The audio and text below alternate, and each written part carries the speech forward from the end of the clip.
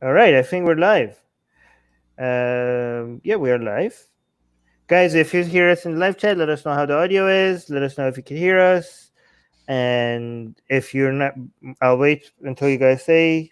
We're going to be covering the news in the past week on atheism, religion, politics, and everything in between, culture maybe.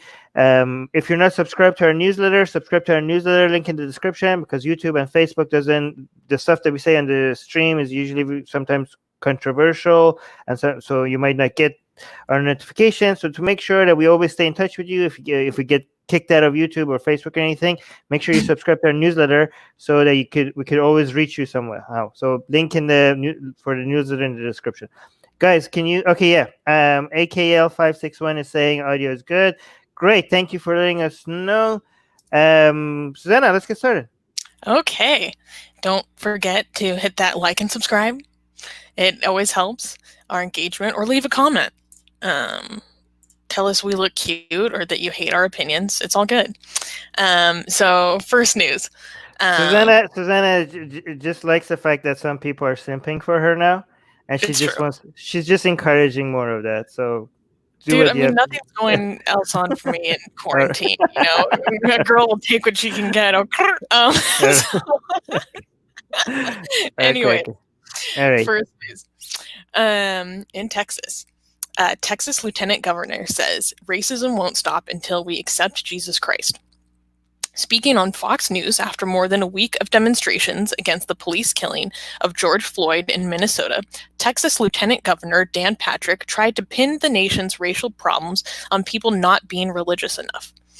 Patrick also said laws can't fix racism, only Jesus and God can. Quote, "You cannot change the culture of a country until you change the character of mankind, and you can't change that unless you change the heart.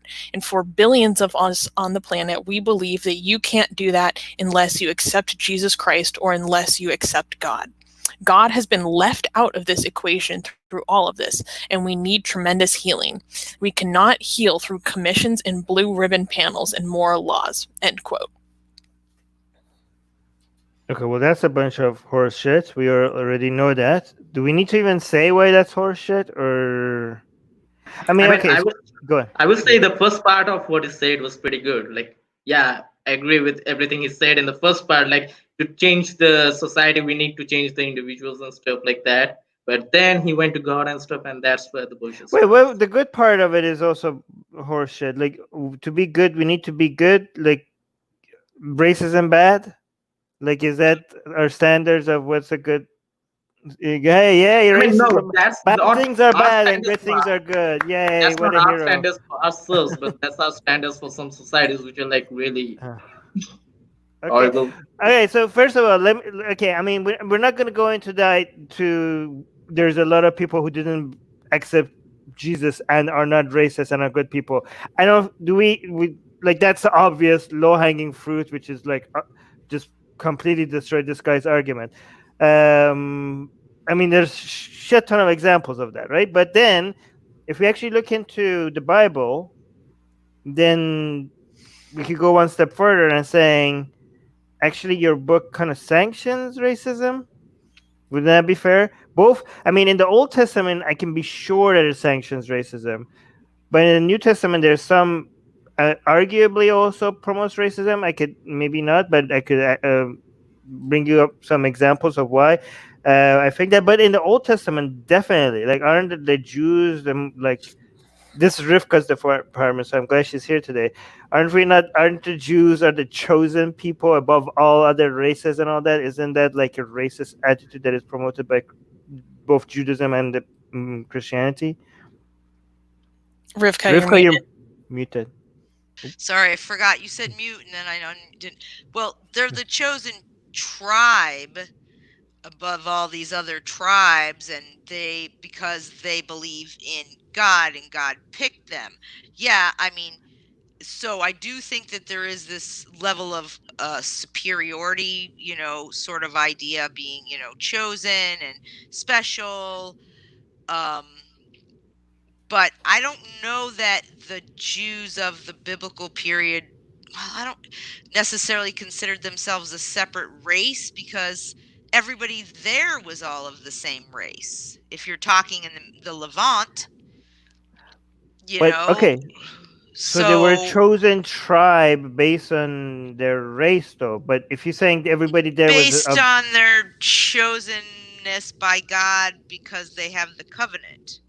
yeah, but the covenant was given to a certain people, right? Abraham, who are Abraham's children, which makes them a certain race of people, ethnicity of people, and they did recognize themselves as a certain group of people separate from other, because that's what they say, like, we're the chosen ones, as opposed to other people not being chosen, who are not chosen. But I'm saying, as far as like ethnicity or tribe, but if you're gonna, but race is generally different than ethnicity. So only where I'm getting maybe in the weeds here, but I don't know that the Jews of biblical times, who all lived in the Levant amongst everybody else who basically was of the same race, they're all Semites, they're all from there, saw themselves as a separate racial category versus just as a separate tribal religious category that had superiority. Wouldn't the fact that they're there with the sons of Abraham show that they do see themselves as this is a biological, like, racial thing compared to other people who are not the sons of Abraham? Like, this is definitely a racial thing. I don't think it's race, though. Now maybe some people might put it that way, but the truth is I don't think it's race. It's ethnic group, it's tribe, it's religion. It's a tribe. It's a race. It's a tribe based on race. Patronymy. I mean, the fact that the whole lineage thing comes into question makes it a race thing. It's a tribe based on who your ancestors are, and the people who are the Abraham is not their ancestor. They're the out group, and the people who are right. But that's not a different race. That's a different family tribe identity, because the people who weren't Jews were also Semites from the same area, just different tribes. I mean, that's where I'm saying maybe I'm getting in the weeds, but that's how I perceive it. But yeah, there's a superiority complex, if you definitely want to say that, that kind of thing. This guy had a couple of other really choice quotes. He said, quote, "You cannot love your fellow man if you don't love God. And we have a country where we've been working really hard, particularly on the left, to kick God out. And you've got to love God to love people." And I'm like, it's not like this book condones slavery or anything. No, that couldn't be. I mean, this guy is a fucking idiot. So, like, so forget him. But another thing, okay, so here's the thing about New Testament, and so I might disagree a little bit with Rivka, and maybe you guys are like, oh, Rivka is an ex-Jew, so maybe I shouldn't even disagree with her. No. But no, yeah. So no, whoever says that, they could go. No. Anyways, I think I'm right. I think Rivka is wrong. I think this is right. I think Old Testament. I think I'm right. Who's the wow. Okay. So. By the way, your microphone muted you when you were loud, so maybe your never mind. I was gonna make the microphone company's anti-Semitic. Yes. I'm not yelling. I'm Jewish. Right. Okay. Let me make my point. The New Testament part. This one I'm not very sure about. I've been told, and I haven't looked into this. There are some parts of the New Testament that could be interpreted as Jesus himself being racist. There were some villages that he abandoned because they were of certain ethnicity. But the one that I remember the most was the Good Samaritan story. The Good Samaritan story is basically Jesus coming out and telling you a story about some poor person that was abandoned by everybody, but a Samaritan came out and helped the person, right? And people think like, oh, that's a positive story about a good Samaritan. But the story is like, who helped the person? Like, it was a Samaritan. Can you imagine a Samaritan actually did a good thing? It's kind of like the story goes on. It's like, imagine if I said, like, there was this person that helped me today, and you know what? He was black. Can you believe it? A black person helped me today. Like it's a Oh no. racist way. Yeah, that's what Jesus is saying. Jesus was saying that an unexpected situation that shows that even the worst people could be good sometimes, right? So this is what a lot of people are. A lot of, I mean, I don't know. I'm not married to this position. So if somebody said like, "No, Armin, you're reading it wrong," I'm okay to be proven otherwise. But a lot of people are saying the reason why the story was saying that the Samaritan actually helped the man in trouble is to show that good deeds could come from the worst, from the most unexpected places, and a Samaritan doing something good seems to be an unexpected scenario, which is a racist story, in my opinion. I don't know if that is the interpretation. Well, I was thinking about how a lot of different thoughts within the Bible engendered people's biases about race. So, for example, like the tribes of Ham, black people Right. were the tribes of Ham, and that means that they were kind of cast out, and they weren't smiled upon by God, and that was one of the reasons for a lot of people's racism. And I think, I could be wrong even, but I was thinking about the Mormon not allowing African Americans to be deacons or higher ups in the church or whatever, not allowing them in until the 70s. And that may have even been based on these thoughts about race and the Bible, and they're sort of working off of each other. I have this set of biases, and I'm going to look for an example in this book, and this book kind of gives me an example that confirms my set of biases. You know what I mean? Right. Okay, let's Shopam, did you want to say anything before we go to the next news? Okay, so I wanted to like I have the question about this. Like, wasn't it said somewhere like the descendants of Cain had black skin, and so because like Oh yeah. Well, he was marked by God, so yeah.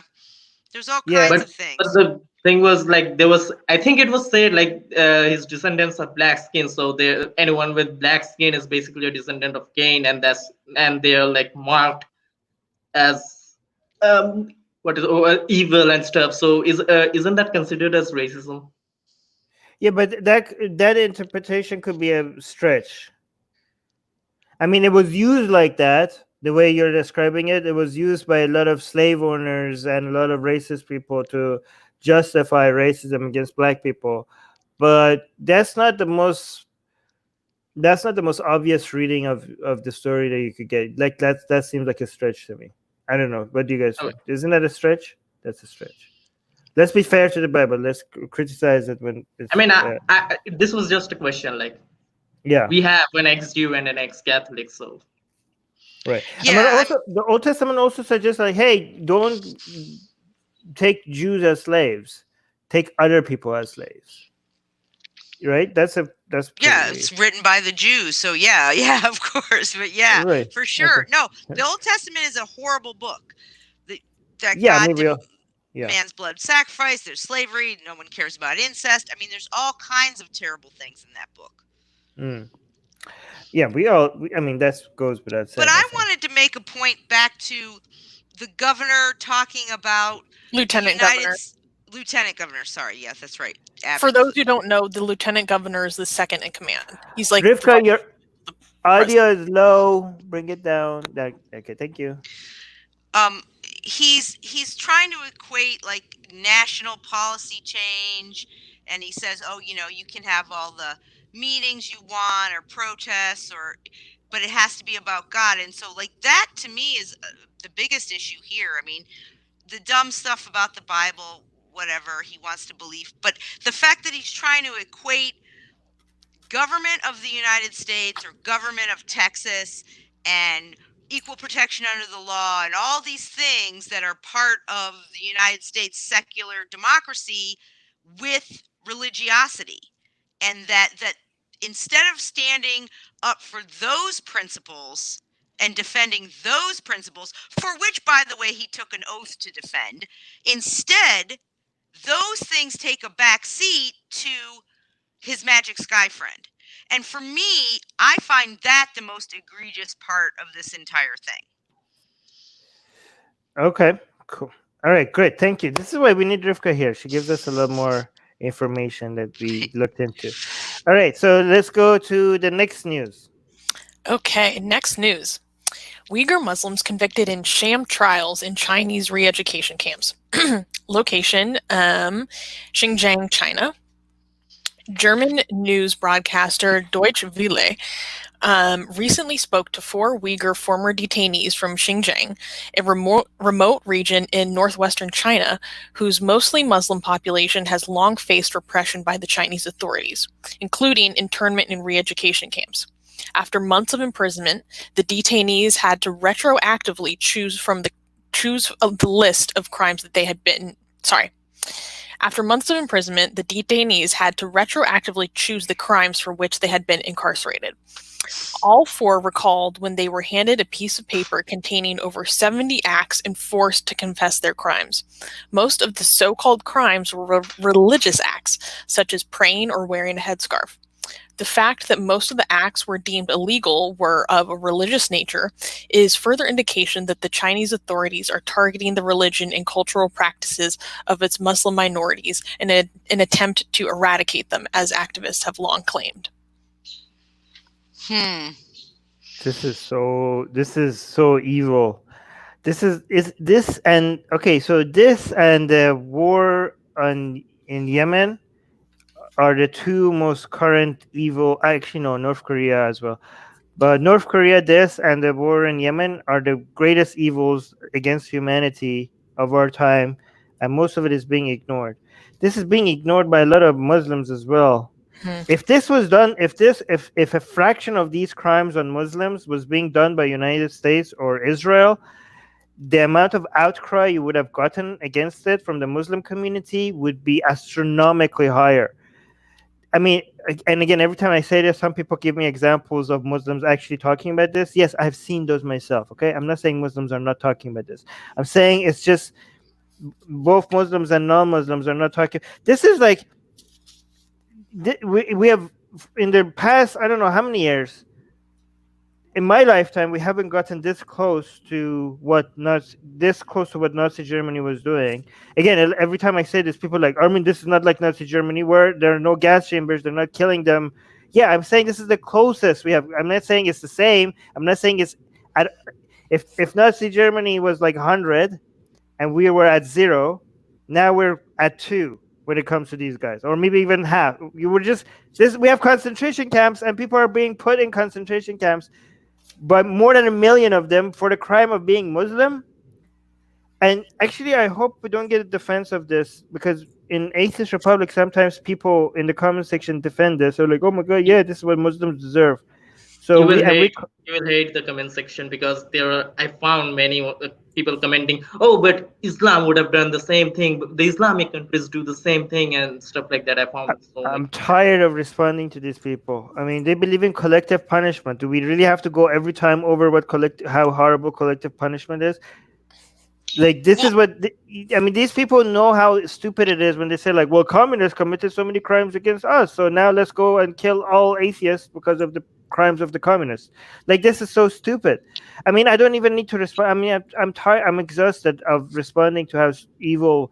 I mean, even people within our community defending this is shameful. But go on, Rivka, you want to say something? I wanted to say that mindset is very childlike. People who are like, yeah, but they would do it too, or they did it to, she threw sand at me, so it's okay if I, it doesn't matter whether, even if it were true that someone else would do this or has done this, that doesn't make what these people are doing right. And that's not a justification for horrendous human rights violations, regardless of who did it or didn't do it, or who had or hadn't. So it's just a very juvenile way of looking at things, in my opinion, because that's the kind of things you hear children say. This actually feeds into Islamic radicalism, like this is the best way for you to promote Islamic radicalism, right? And the problem is that if it does eventually promote Islamic radicalism more than it currently exists in China, China might not even see that as a failure because they need excuses to justify what they're doing. So maybe if they get a few suicide bombings here and there, they're like, "Oh, great! This is why we do what we're doing." Oh, so Rivka, you're muted, but it was very animated. What you go ahead. What did you unmute yourself? I just wanted to say, like, you're right. Like, people would go, "See, we told Yeah. you. This is why we had to." You know.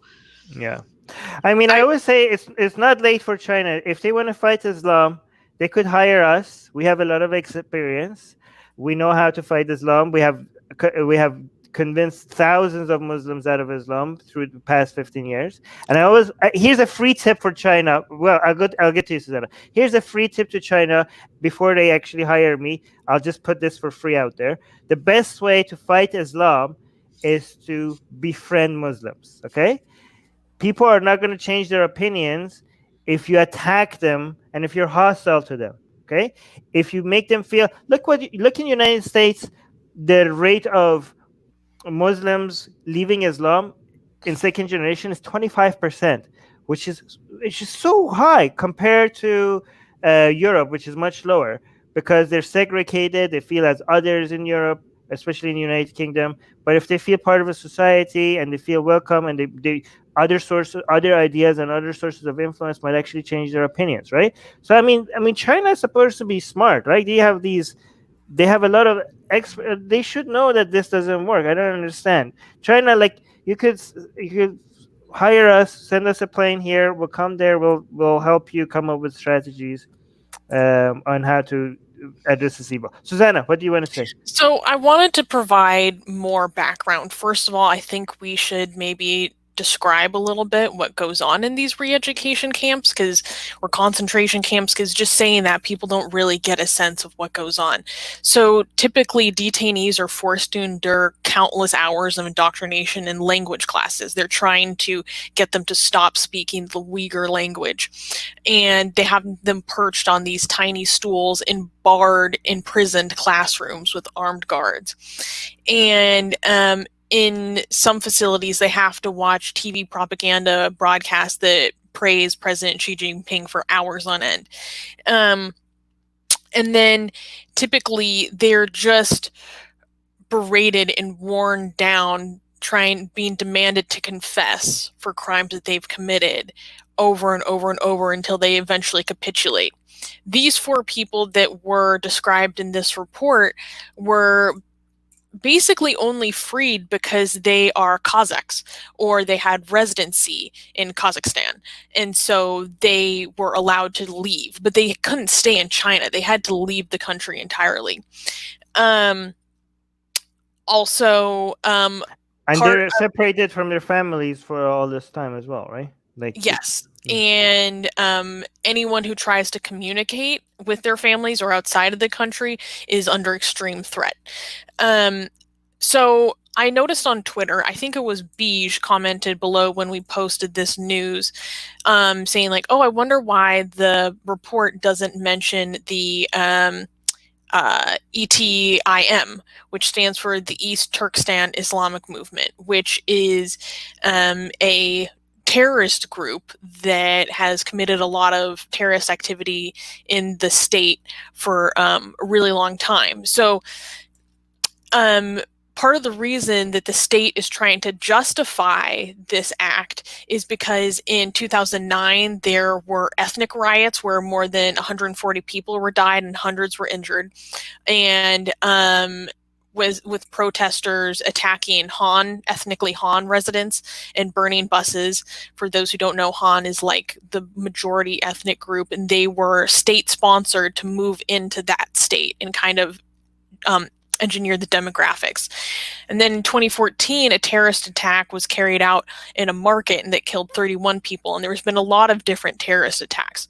So the state is trying to justify this as trying to maintain ethnic unity or support it. Like, oh, we're just trying to, they say that in the re-education camps, they're giving these Uyghurs job skills. And if they give them job skills, then they will not be as likely to be susceptible to the influence of terrorist propagandists. However, these people who are coming out of these concentration camps saying that they didn't learn anything, you know, they're just being brainwashed. And Bij, previously in a secular jihadist chat, asked us to watch a documentary about the terrorism in Xinjiang. And I watched that documentary, and it was interesting, and I did learn a lot more about the frequency of the terrorist attacks in this state. But that documentary was from a state-sponsored news source. So while I found it helpful, I'm still very skeptical of the veracity of the information provided in those documentaries. The British Pakistani atheist is saying we should have Arsalan Hayadat on. He is an Uighur who has access to deniers who have survived the camps. Okay. Susanna, maybe you. Yeah. Okay. I want to address before we go to Shubham, because Shubham wanted to say something. Before I do that, I do want to address something I'm seeing in the chats, because some people are comparing this to what the United States does, and I don't think that's fair at all. I don't know, maybe I'm reading this wrong, but it depends. Yeah, okay. But another godless atheist saying sounds like CIA interrogation tactics. Paka Jung ZZZ is saying like Guantanamo Bay also. And I think on Facebook somebody also said something similar about United States would do the same. I'm hoping people realize that this is way, way worse than anything United States is doing right now. I mean, it's not even close, right? It's not even close. You guys realize that, right? Like, does anybody disagree with this? Do you guys, any of you disagree with this? Shubham, Rivka? No. I mean, I think it's ridiculous to compare US to what China is doing now. I don't think it's comparable. Yeah. Go ahead. Okay, Susanna. I think it's also important to point out what happens to a lot of these people after these fraudulent trials. So, but anyway, just to be fair to another godless atheist, she's saying no. I'm making a similarity at all. What China is doing is way worse. Okay, yeah, I might have read that wrong. I just wanted to make sure. Okay, I understand what she's saying. Yeah. So, a lot of detainees just straight up disappear after their trials. So the reason why these detainees did not just straight up disappear is because they're Kazakh and they were just deported. This is, so for people who actually are convicted, quote unquote, in these trials, they are often just disappeared. They're continually moved in between different levels of detainee security camps, or they're just sent to an actual prison, because there's the detainee re-education camps and then there's the prisons. So a lot of people are sent to prisons, and a lot of the people who are sent to prisons are faith leaders because they are believed or considered to be irreformable. And they are accused of inciting jihad, advocating Sharia law, forcing women to wear a headscarf, distributing religious propaganda materials, or they can be identified or scrutinized for simply giving up smoking or drinking. Okay, another Sarah on Facebook is saying we literally have kids in cages right now in the southern border. Come on, Sarah, if you go look at the numbers, it's a fraction of what China is doing. Both the conditions and the numbers and their reasoning. Again, I'm not excusing anything that the United States might be doing on the border, but if you just compare them, it's not even close, Sarah. Just go look at what China is doing. It's not even close. It's not even close. Anyways. I'd encourage people to read the article. All the sources that we use for our news is included in the description of this video, at least on YouTube. I'm assuming on Facebook as well. So, go do your own research. And if you want to learn more about what these re-education programs actually look like, you should read this book called Thought Reform and the Psychology of Totalism, A Study of Brainwashing in China. This is the seminal text on brainwashing. And a lot of people don't know that the term that we call brainwashing literally it was first used by an American journalist, Edward Hunter, as a translation of the colloquialism, I just butchered that Chinese, which literally means in Chinese, wash brain. So we get the word brainwashing from Chinese communist thought regimes. And if what was described in 1961 is anything like what is happening today, it's absolutely horrific. There are few things as disgusting as the breaking of another human being's will. And what happens to these detainees is reprehensible. Okay, let's go to our next story. Before people think we're Islam apologists, the next story It has is gonna... nothing to do with that. It has nothing to do with people that. think that. Oh wait, I forgot, by the way, Shubham wanted to add something. No, Susanna already mentioned what I wanted to say, so I'm good. Okay. The next story is going to help our audience realize that we're not Islam apologists. It's about human rights and freedom of expression. Okay. Yes. People can't see the difference between fighting Islam and fighting Muslims. All right. We defend fighting Islam. In fact, I mean, at least I'm not going to speak for the rest of us. I think Islam should have died yesterday, right? By dying, I'm not talking about the people. I'm talking about the ideology. All right. But whenever the most effective way of fighting Islam is to call out and speak out against people who are fighting Muslims as well. Okay, not just because it's the right thing to do. If that's not good enough for you and you just want Islam to be, even if you're just a psychopath that doesn't care about your fellow human beings, but you hate Islam so much that you want it wiped off the planet, I'm telling you that at least for strategic reasons, support this method. It works better if you're not mistreating Muslims. Fighting Islam is more effective if you are not mistreating Muslims. Anyways, let's go to our next news. Okay, next news in India. Indonesia. Wait, let's try that again. Mehergan, cut from here. Okay. Go on. Next news from Indonesia. Indonesian couple each whipped 100 times for premarital sex. Two Indonesians caught having premarital sex were flogged 100 times each in the conservative Aceh province. The couple had their temperatures checked and wore face masks as they were lashed with a rattan cane outside a mosque on the western tip of Sumatra. Aceh is the only region in the Muslim-majority country of Indonesia to impose Islamic law, which allows whipping for charges including gambling, adultery, drinking alcohol, and gay sex. Okay, so this is Aceh. I don't know if people know that, but Aceh is kind of like Indonesia, but behind 1,000 years compared to the rest of Indonesia.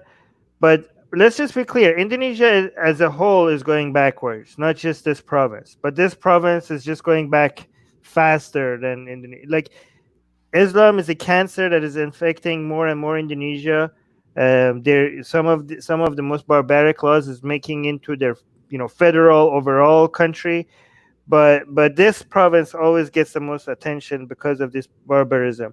And again, when they say they're getting whipped 100 times, like this is not, people have fainted over this. Like this is like extreme torture. Like this is not like a little twig that they just come and like they had symbolically to stop halfway through because the man like couldn't take it, and then they they gave him a break, and then they kept doing it again, and then they had to bring in a second person to whip the woman because one person 100 times really takes it out of you. Like, oh my god. Yeah. I mean, people pass out halfway through this, which shows how insanely barbaric this is. And what is it? What was the crime? Quote unquote crime here? Premarital sex. Jesus, man! Imagine if we were punished for something like this.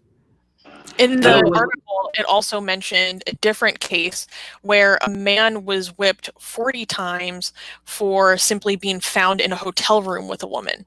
And then the woman didn't get whipped because she was underage, but just being found in a hotel room together got him a punishment of 40 lashes. Let me remind people that Indonesia is often used by Islamic reformists as how modern and progressive Islam can be, right? This is an example. Malaysia and Indonesia are examples of, look, Islam can't be that bad. Look at Indonesia. So this is the best you can get. This is the best you can expect from an Islamic country, right? Where people are being tortured because of victimless crimes. People who didn't harm anybody are being tortured, right? Under the most modern, most progressive, most liberal Islamic countries in the world. This is what you get, right? So even if you're like, oh, well, Aceh is different than the rest of Indonesia, so you can't judge all of Indonesia based on Aceh. The rest of Indonesia is allowing it, right? The federal government of Indonesia, if it was against this, they should have been sending a fucking army in there and removing these fucking assholes from power in their province. They're allowing it. This is just sitting back and like, yeah, torture our citizens because they had premarital sex. So no, I'm not just gonna blame Aceh. I'm gonna blame all of Indonesia. Not the people, but the government and the Islamists. But Susanna. So Aceh is able to enforce Kanun law because it has an autonomy deal that was made with the Indonesian government in 2005 that ended like a decades-long separatist insurgency. So it needs to be liberated by the rest of Indonesia. Just they for some context. Yeah, I mean, that's good. I wanted to mention. Okay, after go ahead, you go, and then Rivka after. Go. Okay, ahead. No, what I wanted to mention is like it's so kind of funny. Like when they pointed out that they're doing all this the punishment during this pandemic and stuff. The district said that, oh no, we are maintaining proper safety precautions by making the victim wear a mask and maintaining social distancing and stuff. So yeah, I mean. So I think the victim's main issue would be like he's getting whipped 100 times instead of wearing the mask and everything. So this is so like kind of funny to me because the safety precautions while being whipped 100 times on the back. So. Yeah, I love. They're like, oh, we'll make sure it's coronavirus like proof. We're still gonna beat the shit out of you. Damn it! Oh. Chris said in the chat that if no one swore, he was gonna give us $10, and I just screwed us. But nice job, Susanna. I've been doing that for a while. Okay, don't worry. I didn't know shit. Okay, Rivka. I was actually going to echo what I was gonna say is exactly what Shupam said. I mean, the whole thing is barbaric. All of it, but microphone closer, Rivka. But what really struck me was just this whole like, but we're taking adequate safety precautions. I just thought that the irony of that entire little sentence was really informative on how they perceive what they're doing. And yeah, I agree with Shupam. That was something that struck me very much so from this. I mean, the district is basically, oh, don't worry, we won't let you get corona. But yeah, we'll still whip you 100 times. Well, and the fact that they checked their temperature, put a face mask on them, and then got the rattan cane and started, I just find that it's actually almost like a Monty Python sketch. The ridiculously of it. Right. By the way, I just want to remind people that next time you're fucking before getting married, just appreciate the fact that you are not worried about being tortured for it. Okay, this is the time to, how they say check your privilege. This is next time you're actually like having sex with somebody and enjoying it, and you're not yet married, just use that time to also appreciate and be like, oh, that might kill the mood. Okay, I don't know, but just think about these other people that don't have the privileges that you have. I We mean, like gotta do it for after those who can't. after you might be like, you know what? After I'm done with this, I'm gonna go and I'm gonna share this article because I just enjoyed a very Mm. good. Yeah. Anyways, never mind. I don't know. I'm not. I'm just saying. Just appreciate the fact that you don't live in a hellhole. Okay. Next news. Okay, next news. Turkish Atheist Association files charges against Islamist newspaper for defamation.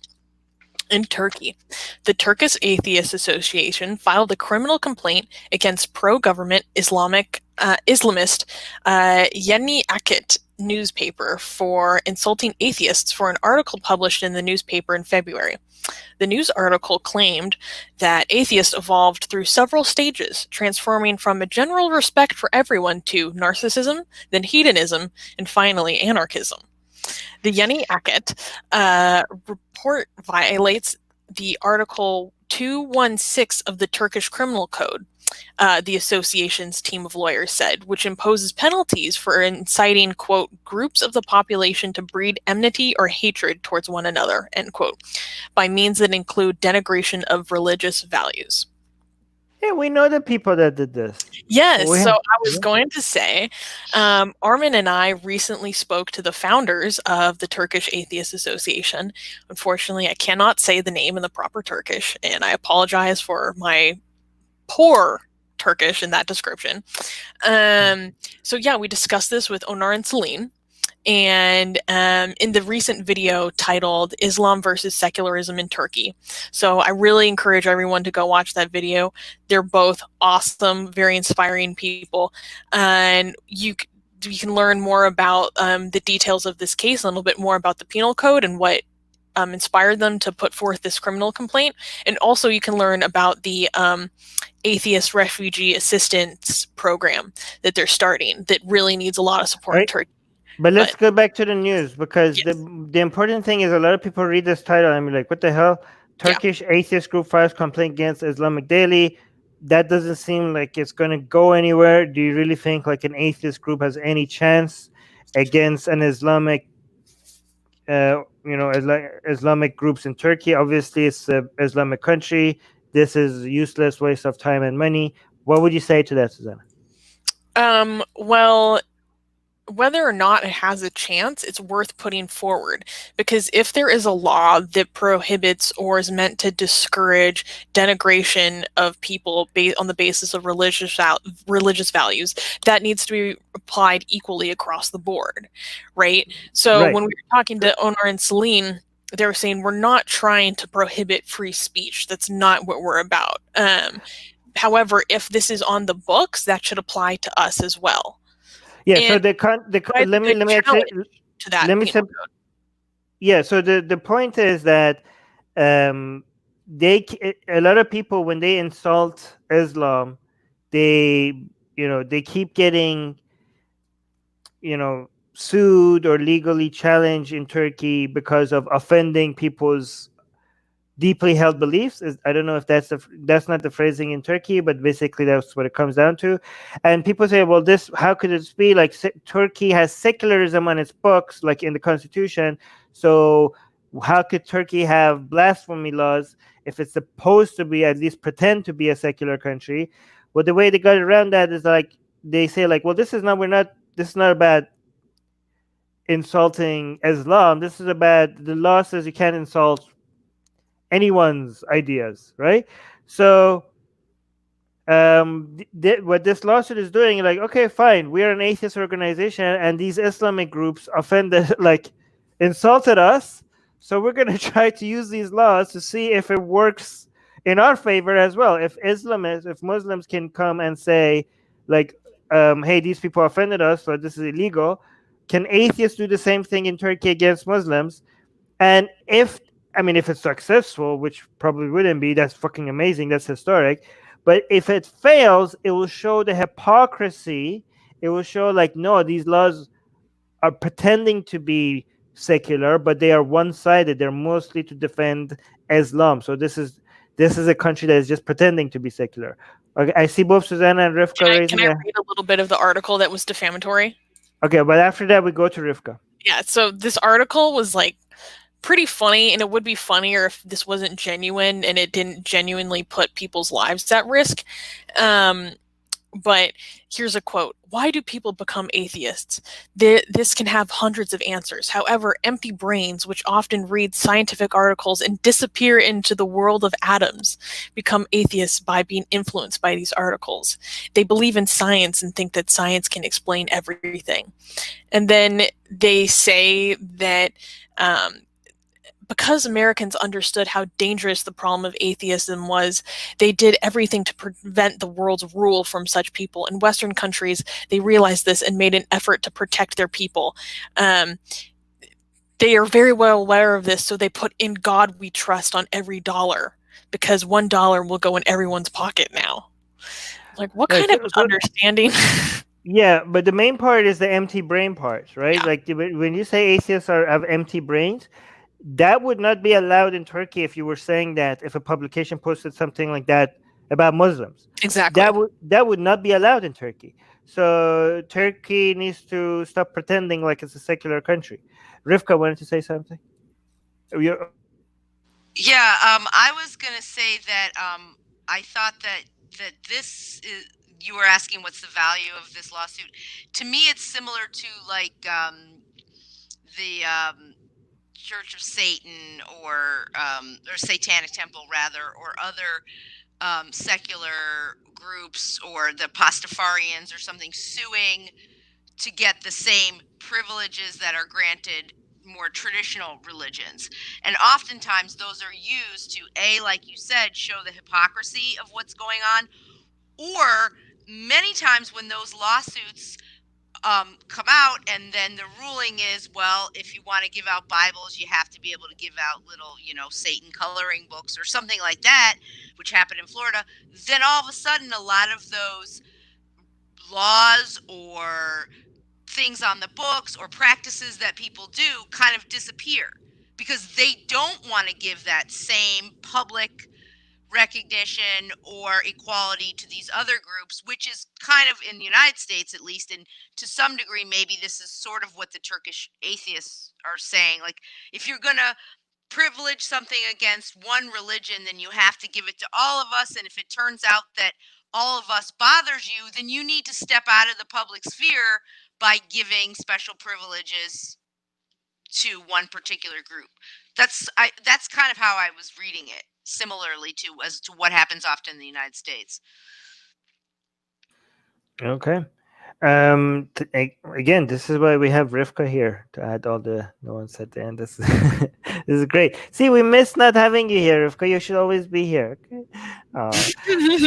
Shepam, did you want to add? By the way, No, there's just one thing. Like, yeah, everyone said everything to say there, but from when Armin said deeply held beliefs, I just recalled Rivka's movements, like deeply held beliefs. I wanted Rivka to Deeply held beliefs. yeah, that's it. Susanna, by the way, British Pakistani atheist is also saying, giving us another name to look into. A columnist. I can't pronounce these names. These are Turkish names. It's a politician. Yeah, okay. Cool. Wow, British Pakistani atheist is giving us a lot of resources today. Thank you. Wait, anyways, Armin, please bring that comment back up on the screen so I can write down that name. Okay, sorry. Okay. Sorry. Okay, cool. Okay, I got it.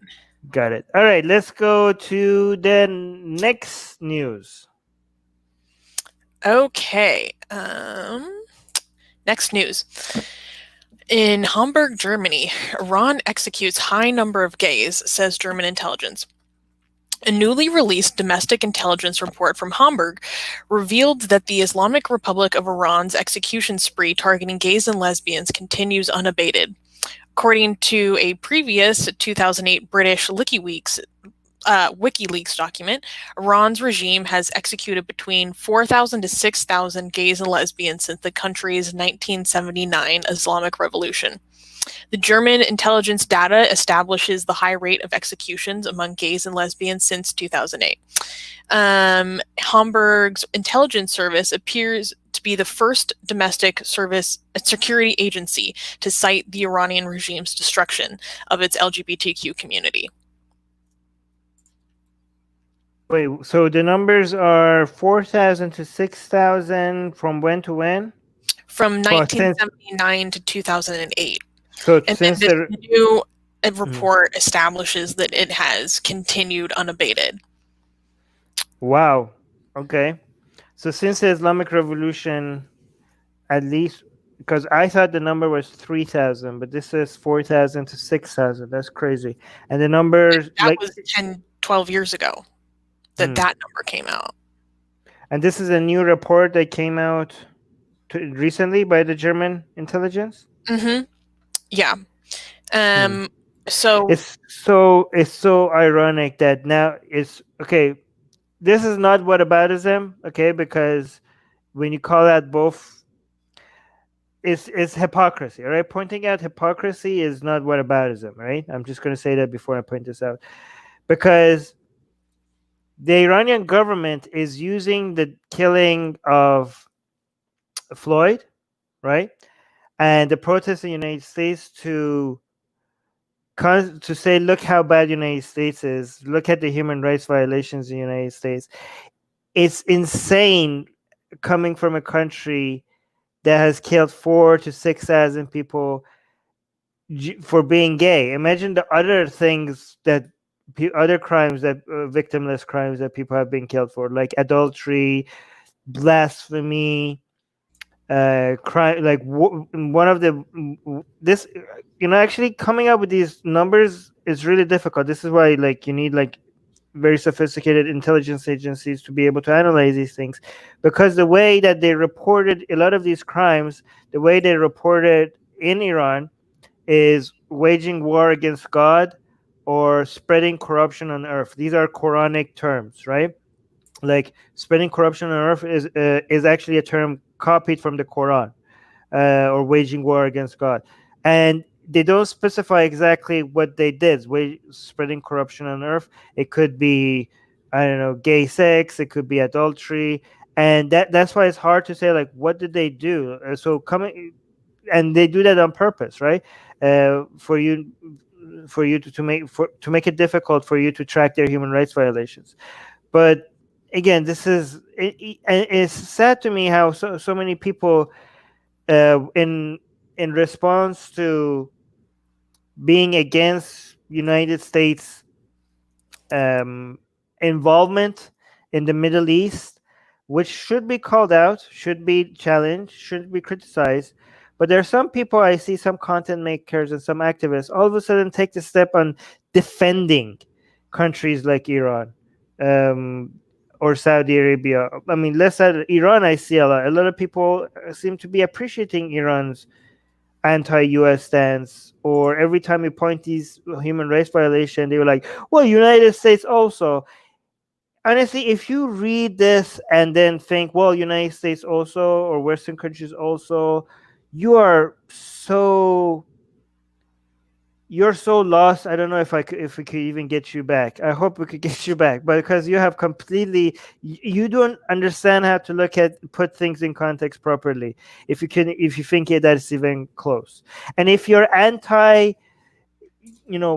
Western imperialism activism goes to all of a sudden defending countries like the Islamic regime of Iran, then you're a lost cause. I mean, I hope not. Actually, let's not give up hope on anybody. But you are really far out there, and I hope you see how ridiculous you're being. But anyways, go. Sorry, that was just a rant. Shubham, do you have any thoughts, or Rivka? Well, one thing about the Americans thing, this is what I think. I've seen many Americans and Westerners in general, saying Americans are so self-centered when they think about their only America and never look outside. They think this is mostly about the conservatives. Usually, this is being said. They always think America is so great and everything and stuff. They're so self-centered. But when the opposite side says oh, but we have got this in America. Any kind of problem which the rest of the world has, oh, but we have got this in America as too, so focus on this. I think that's also like a point of being like they're still being so self-centered that they cannot look to the actual points and other parts of the world. They have to shift the focus to America again for everything. Damn thing. So this is the Exactly. That's exactly true. I mean, they're still centering the United States in every discussion, whether it's how bad the United States is, or look what the United States did, or we're the worst, which I think is sort of the opposite side of that idea of we're number one, American exceptionalism, in the sense that they still believe that, because if we're the best, we must be the best at being the worst. Right. It's this other side of the American exception. Like they're both the same of this, the two sides of the same coin. The people that think Exactly. America is the best at everything, but then the other people are like, oh no, America is the worst at everything. They just want to bring everything back. They're so American centrist. They just want to bring everything. Everything has to be about them. Right. You know, It's just navel gazing. It Yeah. really is. And it just shows that how small their scope of viewing the world is, because it's always revolving around themselves or the Exactly. I mean, US. when I was in Antifa, there wasn't a single problem that I did not think could be attributed to America or Western imperialism, which is exactly your point. Like, it's ridiculous. I'm gonna I read mean, some. I understand like the part that when you live in a country and hear about things and rest of the world, you will relate to some things, but shifting the focus every time like to your country for everything, that's very self-centered. All right, so I'm going to read a few comments here in the live chat by Sarah and John. Sarah is saying almost all countries have their own human rights abuses going on. Anytime one country calls another one out on it publicly, it's about politics more than anything else, in my opinion. Okay, I don't know what you mean, Sarah, because every country has human rights violations, but that doesn't mean some countries have way worse human rights violations than other ones. Okay, you can't. This is a very Christian mindset. Like, you know how Christians are like, we're all sinners. Some of us steal gum. Some of us lie to our mothers. Some of us rape children. Some of us commit genocide. It's all just sins. We're all just sinners. Like, this is the same. Like, human rights. Yes, all countries have human rights violations, but there's a difference between, I don't know, Switzerland and fucking North Korea. Okay, when it comes to human rights violation, there needs to be a more aggressive push against North Korea than fucking Switzerland, right? So, and yes, I agree. Some people use. There are a lot of people. There's a lot of politicians. They use human rights violations not because they give a shit about human rights, but because they're using it for some other agenda. But that doesn't mean us activists shouldn't fight against human rights violations just because some people misuse human rights violations for other agenda. Well, then you don't replace that by like, okay, yeah, this is being misused, so I'm not going to care about. No, I'm not saying you don't care. So we should just wash our hands away from calling other countries out for their human rights violation. No, you replace the calling out of human rights violations by people with agendas by calling out human rights violation for the sake of calling out human rights violations. Okay, you come up, you give your alternative. You're like, you know what? I'm going to call out Iranian government because this is fucking insane. They're killing gay people. That's what I'm calling it out. I don't have any other agenda. My agenda is human rights matter. Okay, replace it with the right, intentions. So, I mean, I could also, by the way, mention that. No, should I mention? This should be irrelevant. But Sarah, I'm from Iran. Do I get a permit from you to talk about human rights violation? This shouldn't matter, right? It shouldn't matter, right? So you say other countries, like, so do you have the same standard? Like, okay, so if somebody from Iran or somebody from Mexico or somebody from I don't know, Canada comes out and calls out the human rights violations of the United States, do you have the same standards? Like, do people come out like, well, yeah, Trump is like doing these human rights violations, but you're from Canada, you have no, why are you calling us out? It's not your country. It's a human rights violation. You should call it out. It doesn't matter where the fuck you are from. We're all from the, we all should care for each other. We should care for, in fact, we should care more about it. Those countries where they have the greatest human rights violation, you need more people from other countries to speak about it because they can't. They're not allowed. So outside interference and outside calling out of the human right violation is more important because there's no free speech. They need other people to be their voice. Okay, another comment I want to respond to is by John. John saying, definitely, Sarah, we have large Iranian community here in San Diego. They mostly are very pleasant, egalitarian people. Okay, John, I really hate this. First of all, this is not specific about any group of people, okay? Iranians are mostly good people. Okay, Iranians are good people. They have bad people. You know what?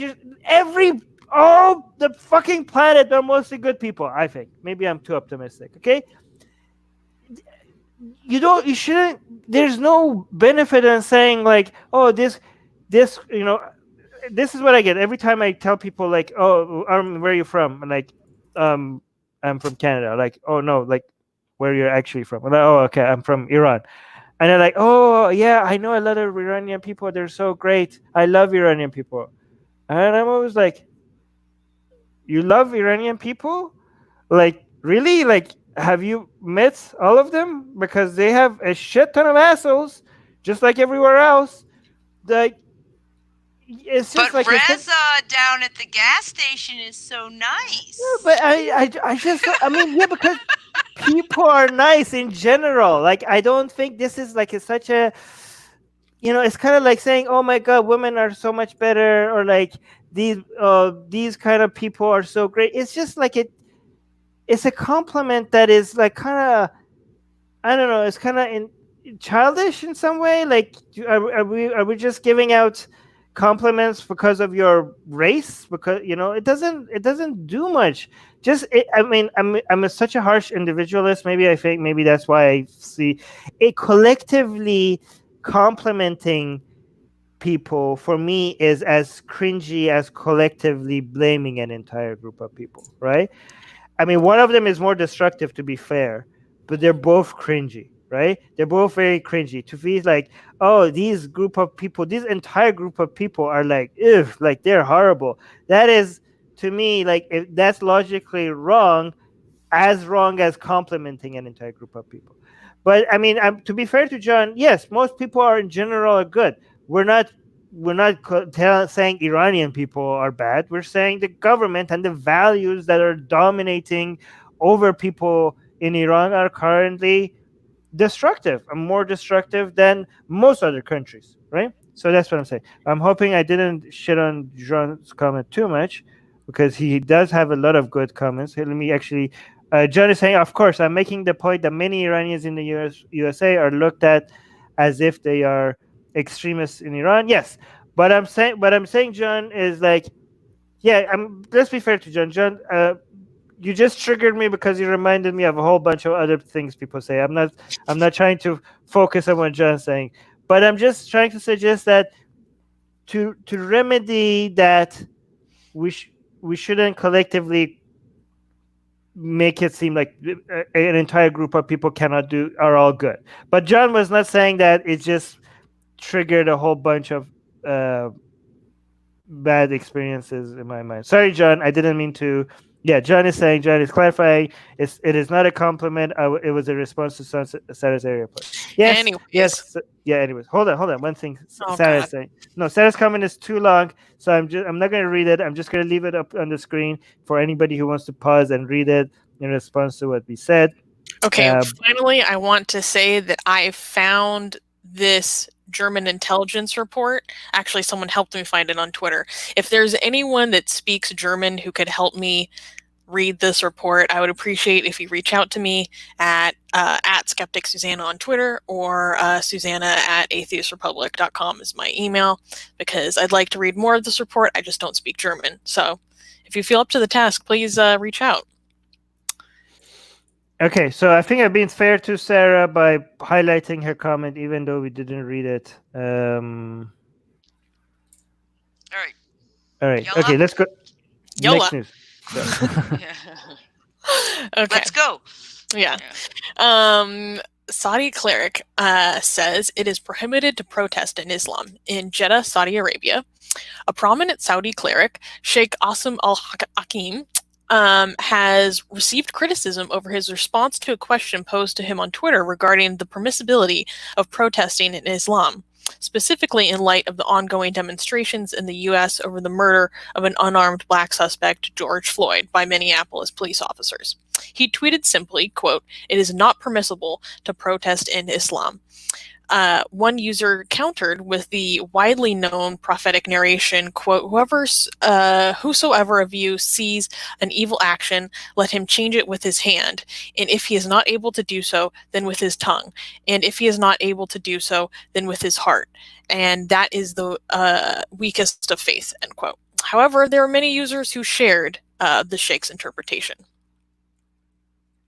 Wait, wasn't Muhammad protesting against the Qurayshi tribe when he brought Islam? I mean, you bring up some good points, but this guy says it's not permissible. I mean, the entire foundation of your religion is based on, allegedly, is based on Muhammad protesting against the authority religion that was ruling over Arabia. So there's that.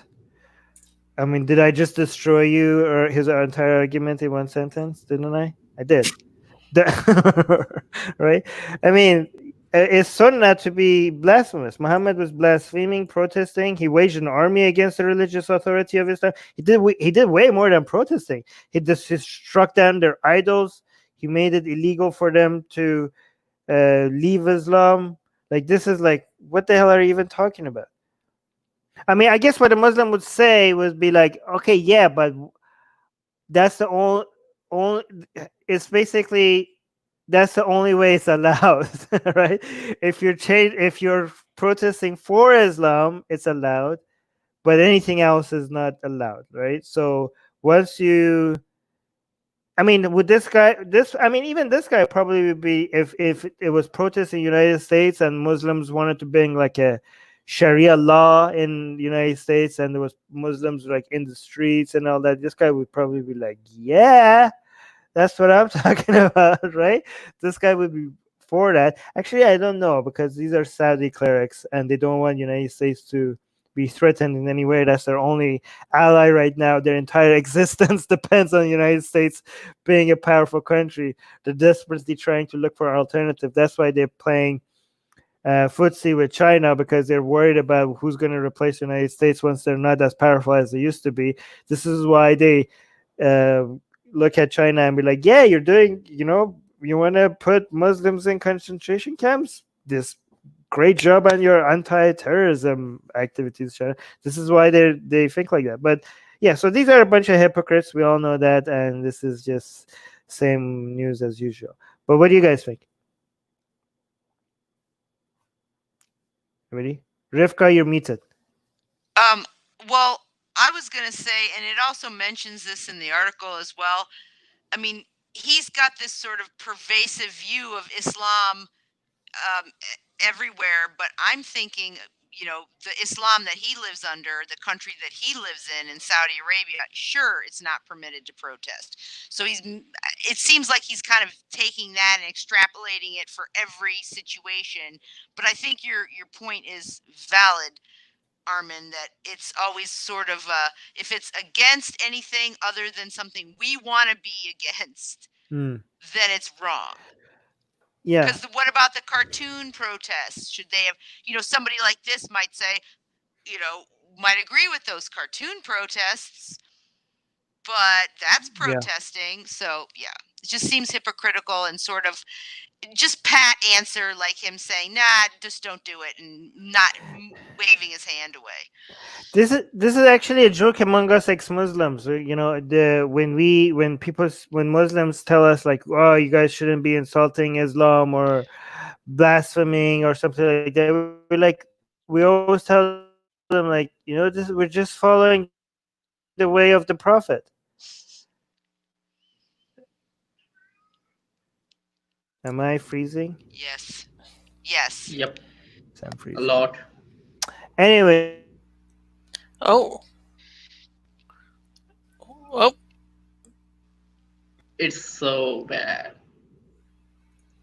it's back. It's back. Let's go to the Okay, next back. news. Okay.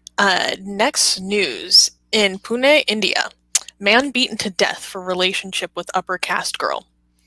On June 7th, a Dalit youth was lynched over an alleged relationship with a girl from an upper caste community.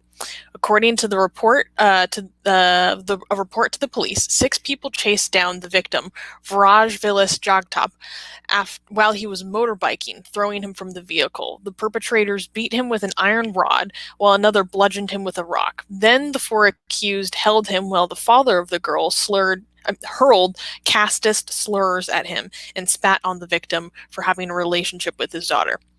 Later, the accused abandoned him on the road where he was discovered and taken to the hospital. He succumbed to his injuries during the treatment. Police have arrested 4 of the accused, including the father of the girl and 2 other minors.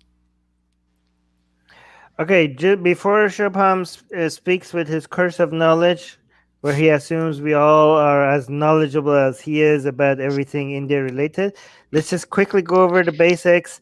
There are different castes in India.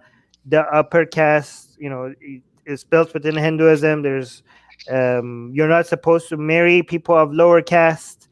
And the Dalit. Okay, no, I mean the that's Dalit. wrong. That's not entirely correct. Okay, hold on. Supposed... Let me. Okay. All right, you correct me after I'm finished. Okay, Okay, but the Dalits are not the lowest caste. The Dalits are the outcasts. They're the lowest of the low, but they're not even considered within the caste system. That's how low they are. And Shubham himself, here we have an honorary Dalit, an untouchable, the lowest of the low, lowest among all creatures, disgusting. And he's here to represent other Dalits and tell us what's going on here. Go on. Okay, so first mistake of Armin, it's not like you cannot marry someone from your lower caste. If you're a woman, you cannot marry a man from a lower caste. If you're a man, for example, if you're a Brahmin, which is the highest caste, your first marriage must have to be with a Brahmin woman. But in your second marriage, you can take a Kshatriya wife.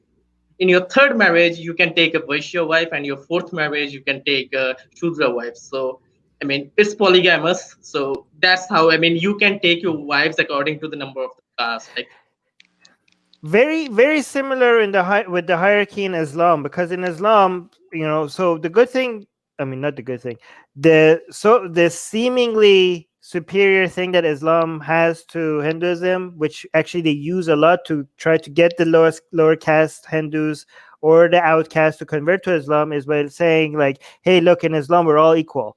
Once you're a Muslim, we're all brothers and sisters. There's no hierarchy in Islam. But there is a hierarchy in Islam. The hierarchy is Muslims versus non-Muslims. You have the Muslims, then you have the Ahl al-Kitab, which is Christians and Jews, and then everybody else is below that, right? So in Islam, it's very similar to what Shubham said. A Muslim woman cannot marry a non-Muslim, right? But a Muslim man can marry people from the Ahl al-Kitab. So, but it's very interesting that they're similar in that way. But go on. And Armin's second mistake is like Dalits are the lowest of the low among everyone. Like Dalits are the lowest of the low in Hinduism. That's what I said. Outside that, you are technically lower than me because you are not an Hindu. Wait, no, actually, you would be right about that about almost everybody. But wouldn't I be considered a Parsi in India? Well, aren't Parsi people treated like as a higher class, upper caste? India? I mean, that's not. I mean, yeah. I mean, India as a country and with its laws can treat you like that, but Okay, but Hinduism Hinduism. doesn't. Hinduism. Yeah, Okay. and So also wait, so I mentioned are we so the non-Hindus in Hinduism, are they as low as Dalits or below them or the same? the non-Hindus. Mm. Yeah, they're lower, and Lower I than Dalits. mentioned. Yeah, I mentioned this Okay. because it is relevant to this news. Okay, go on. So the culprits thereof, from what I got, is from the second caste, which is the Kshatriya or the warrior caste. They could be the Brahmin, but I think they're the Kshatriya because and the man is Dalit. That's said in the article. But here's the thing about his lineage, like his caste, his specific caste. I mean, even the castes have several subcastes and everything, right? So his specific one was never a caste to begin with in Hinduism. It used to be like a tribe, and then in the flow of time, sometime it got recognized as a caste into the caste system, like the outcast, the Dalits, and that's why they gained a status above the tribes. So if you can enter into the caste system, you will gain a status above the tribes. So tribes and everyone, they're even lower. So Okay, so this person died because they were a lower caste, right? And what if people say to you, and we've heard this from Muslim before, when Muslims say, this has nothing to do with Islam. It's nothing to do with Islam. Islam is great. So, but now we're hearing very similar things from Hindus. Every time we bring up a story like this, they're like, this is not Hinduism. This has nothing to do with Hinduism. What do you say to that, Shapam? you're an idiot. If you say caste system is not an Hinduism, I mean, I was reading through the comments in this post, and yeah, most comments were like not from the nationalists, which is good, I guess. But there was this one comment under which someone replied saying, "Oh, this is not the original caste system of Hinduism. This is what the Muslims and the British imposed on Indians." I'm like, what I mean, I technically wanted to. Should I quote the Bhagavad Gita, which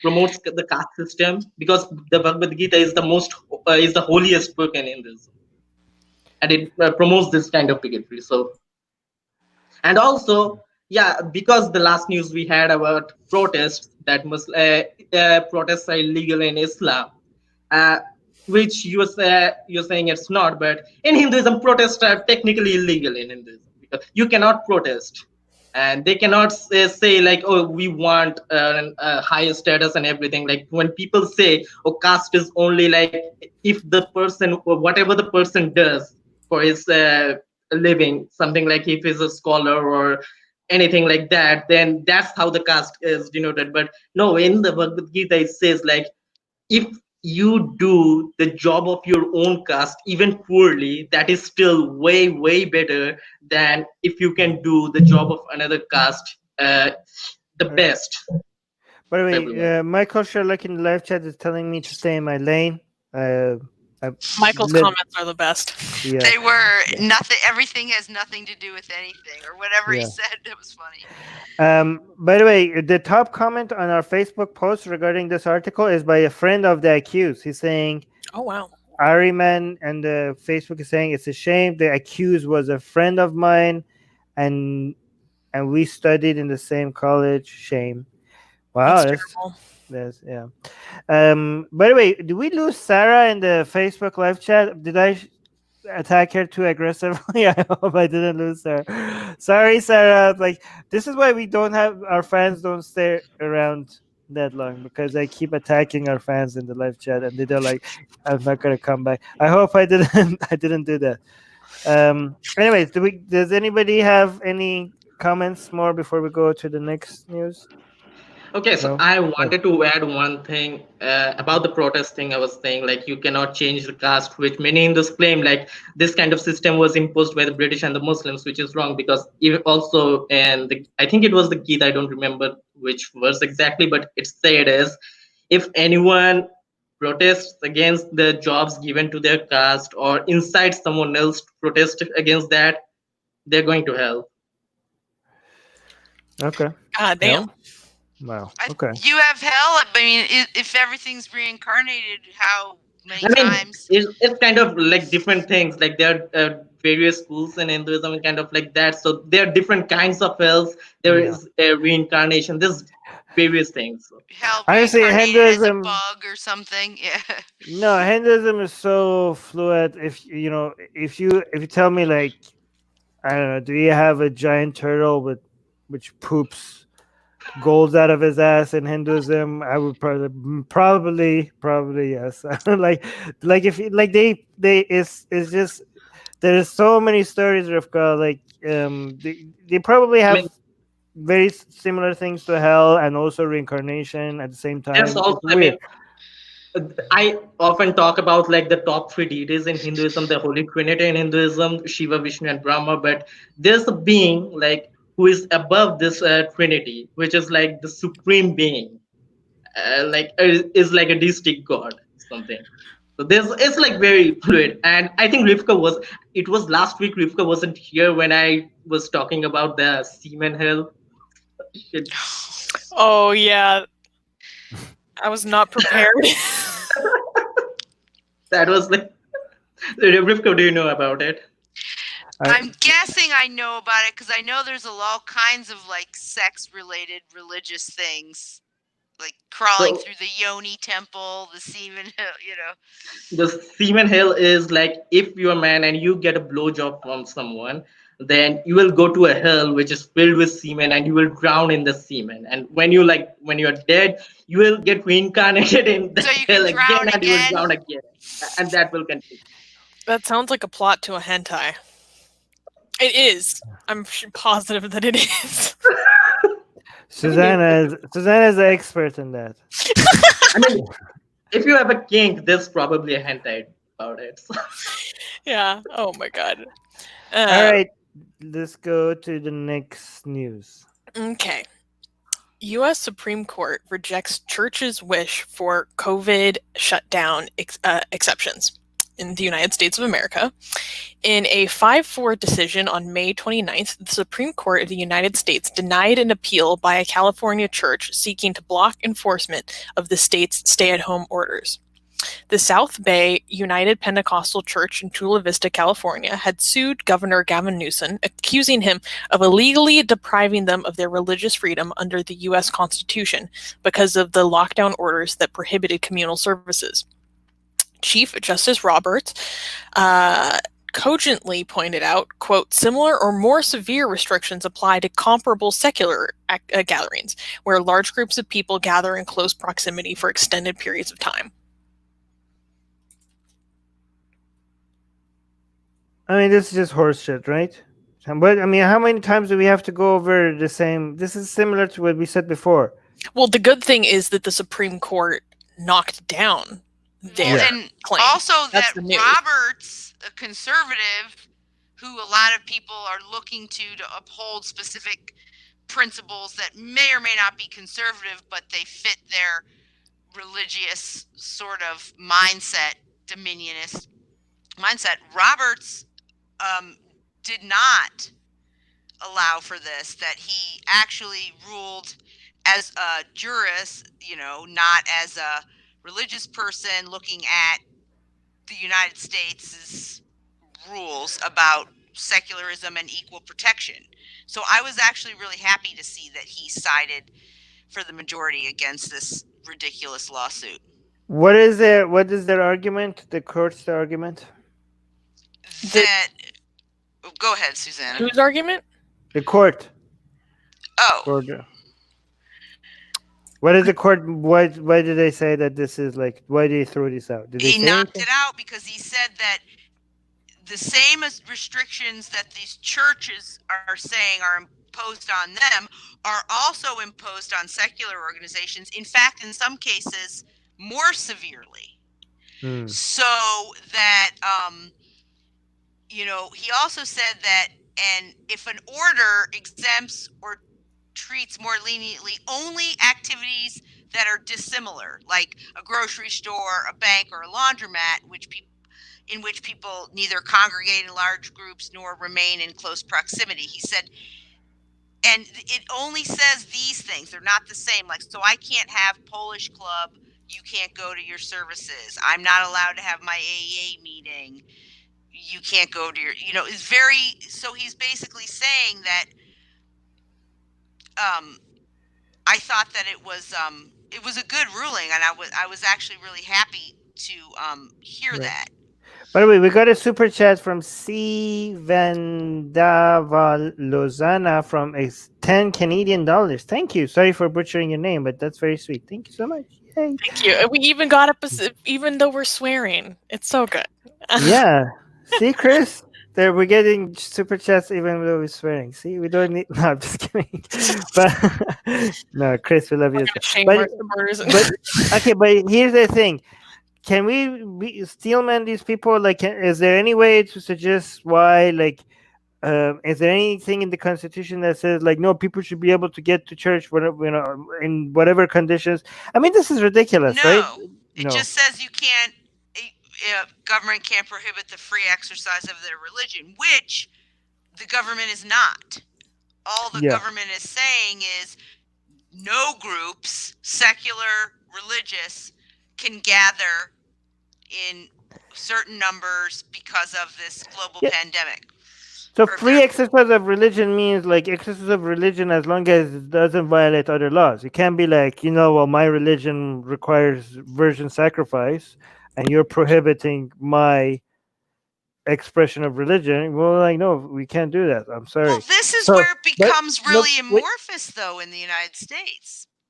No, but I'm just saying, like, if you have like now rules that you can't we can't gather in large groups indoors because of, I don't know, they have a disease and stuff. You cannot be like, yeah, but the Constitution guarantees free exercise of their religion. Well, like, yeah, but this is not contradicting. I mean, you can still go pray whatever you want at your home.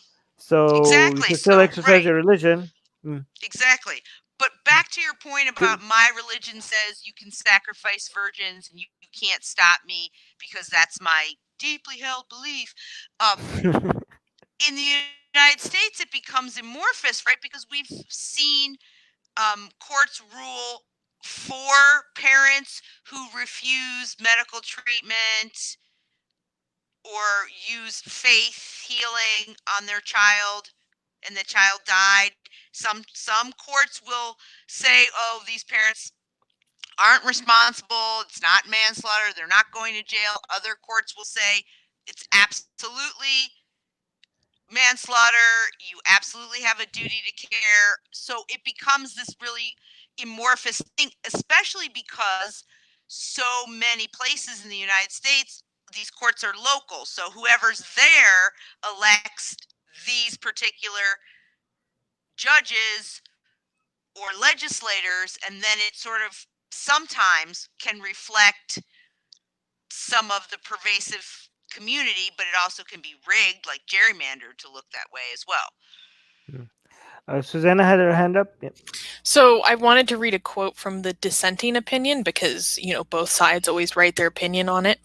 And this isn't exactly a steel man, but it goes a little bit along their line of thinking. So the 4 dissenting justices in part of a quote said, quote, "The state cannot assume the worst when people go to worship, but assume the best when people go to work or go about the rest of their daily lives in permitted social settings." Which seems to miss the point to me because a lot of this comes from gathering in close proximity for an extended period of time like you do in worship. And a lot of the actual activities that take place in worship, at least in Christian congregations, involve a lot of singing, releasing all the respiratory particles with which this is spread, the touching of the collection plate, shaking hands, saying peace be with you, or at least that's what we do in Catholic stuff. I don't know what evangelicals do, but yeah, there are more specific... Orgies. Oh, hello. Those the pagans. Oh, okay. There are more specifics to it than it just being any other social setting that make it a little bit more dangerous. By the way, Susanna, there's a guy on Facebook really simping hard for you. Do you want me to highlight those? Is that important? I mean, why not? But okay, guys, But how come? Okay, so the rest of us here are What here do we as well. chop liver? Yeah, why are we not getting? Watching. We should be simping for all of us equally. This is not fair. Well, I wanted to say something about what Kavanaugh was saying about, his opinion. The state cannot assume the worst when people go to worship. There's nothing from what I can tell, on these opinion or these rulings, stay-at-home orders, that's assuming the worst versus the best. There's some that are essential for life. You have if you don't live Your on a farm. microphone. Okay, say that. Okay. I'm saying that I think Kavanaugh is making this up in his own head. Like, he already believes that people have some sort of negative opinion or the state's somehow biased against them, because from these stay-at-home orders, we're not seeing that there's an assumption of bad behavior. They're across the board. There's things that you can't do in large groups that aren't life-sustaining, regardless of whether you feel like they are. They're not on Maslow's hierarchy at the bottom, okay? No. So food, water, shelter, those things are. So the state has an obligation to preserve the ability to function on that bottom hierarchy. You have to be able to get food. You've got to be able to, get water or put gas in your car or something, to get to work. But church, it's not on that bottom part of the Maslow's hierarchy. So I think Kavanaugh's sort of making that up in his mind, that ruling. Wait, I need to highlight this comment. By the way, I appreciated all the simping, but how come Shubham didn't get any simping? Everybody, like Rivka, you got some. I got some, but Shubham didn't get anything. Racist. No, it's because you're an untouchable Dalit. That's why. So I want to go back to D's comment.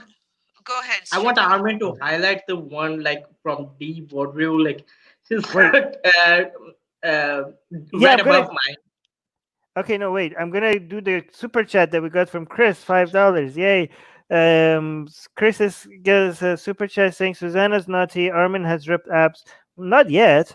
Rivka is that cool teacher all the kids love. Shopam is funny one. Shopam, you know what Chris is saying when he's saying you're the funny one? It means that you're not hot at all in any way. That's what Chris is saying. I'm the old teacher. I'm sure I'm not hot. But I wanted to go. No, wait. I want to go to Dee's comment because Me too. Dee is very unfair. This article is about the United States. That's why we're talking about the United States. Oh no, she was kidding. Oh, okay. But I'm gonna respond to it as if she was not kidding. Sorry, got triggered. Yeah, I got triggered too because Dee was saying, "Please stop talking about the United States. There's a whole world outside." It shake my head, but we have all our news today is not about the United States except this one, isn't it? How many news we had? And we had the Texas one. So 2 out of 10, guys. 8 of them is not the United States. But again, Dee was kidding. And just to let you guys know, we highlight based on the engagement that these gets because we're a republic. So we try to figure out what news do you guys like. So on the Facebook page, when we post these news, we look at the engagement numbers and we go by that unless there's something that is important. So even if you idiots don't engage with it, we think it's a human rights violation and needs to be addressed. So we pick those even if they get low engagement. But other than that, it's based on engagement levels on our Facebook page. I make the rule. I decide. Yeah, Susanna is in charge of that. Oh, you think you do, but we know who's really running everything. Okay. Oh, we know what that means. Rivka can say that because she's an ex-Jew, so she's allowed to say that. The rest of us saying that will get us canceled. Actually, no, never mind. All right. Rivka needs to give us the permit. Yeah, Rivka, send us a permit. All right, okay. Let's go. Next news. Okay. Egyptian father tricked daughters into female genital mutilation in Egypt. A man in Egypt who allegedly had female genital mutilation or FGM, carried out on his 3 daughters under the age of 18 after tricking them, has been charged alongside the doctor who performed the procedure. The doctor went to the girls' house after the father had told them that they would receive a coronavirus vaccination. Quote, they lost consciousness, and when they woke up, they were shocked to find their legs bound together and a sensation of pain in their genitals, the prosecutor said in a statement. In Egypt, FGM was made illegal in 2008 and a criminal act in 2016, but the practice still remains prevalent. So obviously, like, this is really horrifying to trick your daughters into thinking that this is going to be something to protect them from a global pandemic, drug them, and then mutilate them. It's horrifying. Imagine being that girl and you think like, oh, we're just gonna go to get vaccine, and then some people jump on you and hold your arms and legs and start cutting your genitals off. Like, imagine and going through that pain. How old was the girl? It doesn't say how old they are. It 3 just says that girls. there are 3 girls under the age of 18. And Jeez. what happened was, so their parents are divorced, and so they went back and told their mom about what happened, and she called the police. Like, can Good you job, Mom. imagine? Oh Yeah. my God. Okay, so what is gonna happen to him? Is anything gonna happen to him? Performing FGM was made criminal act in 2016. Like I said, the doctor can be jailed up to 7 years if found guilty of carrying out the procedure. Anyone who requests it can face up to 3 years in prison. But so far, no one has been successfully prosecuted under the law. I wanted to bring up, so this story is absolutely horrible, but what's also interesting about this article, and we can't show it, but I would encourage people to look at the article and see that includes educational Rivka, can you ad. bring Mike a little bit closer? Sorry.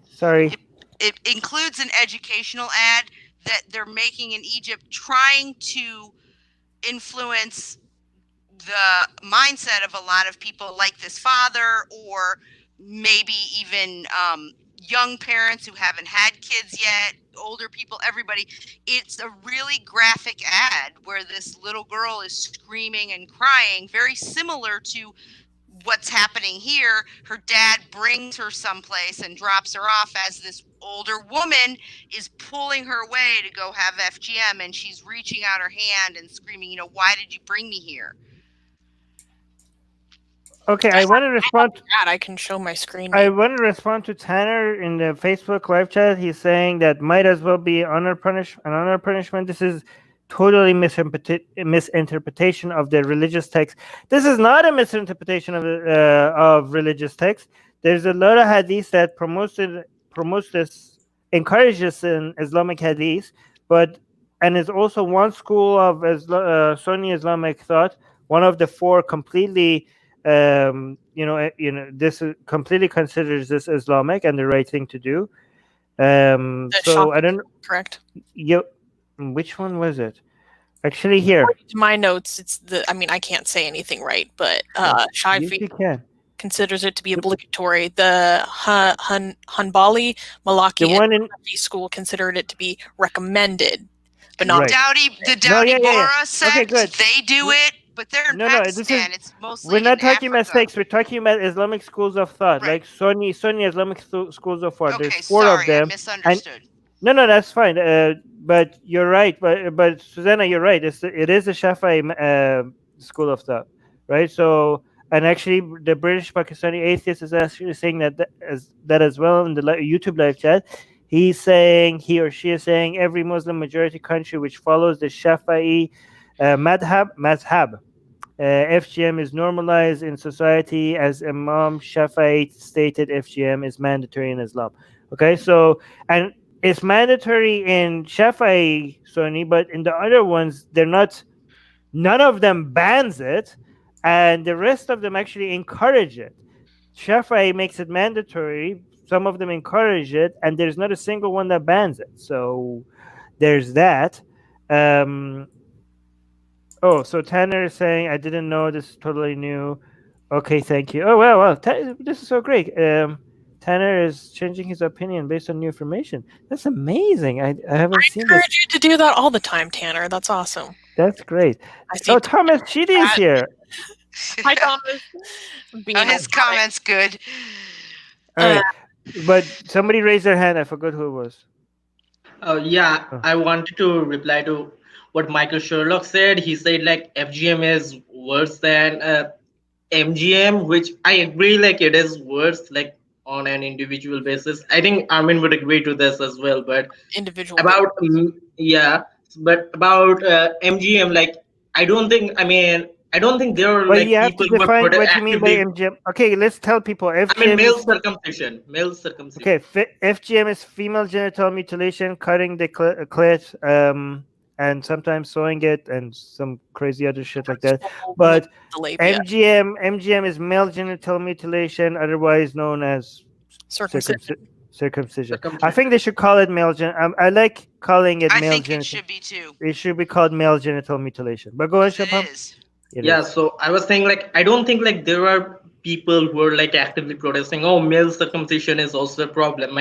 I agree that FGM is a problem, but like the male circumcision is much more widespread all around the world. I mean, there are countries which actively ban FGM, but I don't think like there are countries which like say, oh yeah, no, male circumcision is also bad, you need to stop this too. I mean, no, they're like, oh yes, your religion, yeah, go ahead. So I think on a wide basis, I think MGM is more of a problem. Yeah, I agree. And on an individual and FGM is a lot more damaging on one girl compared to male genital mutilation on one boy. The damage to a girl's body is a lot more severe than the damage to a boy's body. However, on a total aggregate harm, given that male genital mutilation is much, much astronomically more common, the total harm by MGM is way more significant than FGM. That's what we were saying. By the way, I just want to, before we go to Rivka, a British Pakistani atheist saying, even though all other mazhabs encourage FGM, hardly anyone in those mazhabs carry it out. Just goes to show the impact of it being obligatory, which is very interesting because you're right. Because if you see in Islamic countries where follow the Shafi'i school of thought, that is way more common, which shows that like when people say, "Oh, this is more a cultural thing and it has nothing to do with Islam," you can see the dramatic increase in practice just by going from encouraged to obligatory. How much of an influence that is on people's behavior, even though it's one change in one small teaching has scarred a whole bunch of girls in the world because of it. So this is a very good example of how religious teachings does influence people's behavior. Rivka. I wanted to say that you were saying that not banning male genital mutilation. There are some countries that have actually talked about it, flirted with it, thought about it. I know Denmark, there was one of the ones that they were talking about it, thinking about it.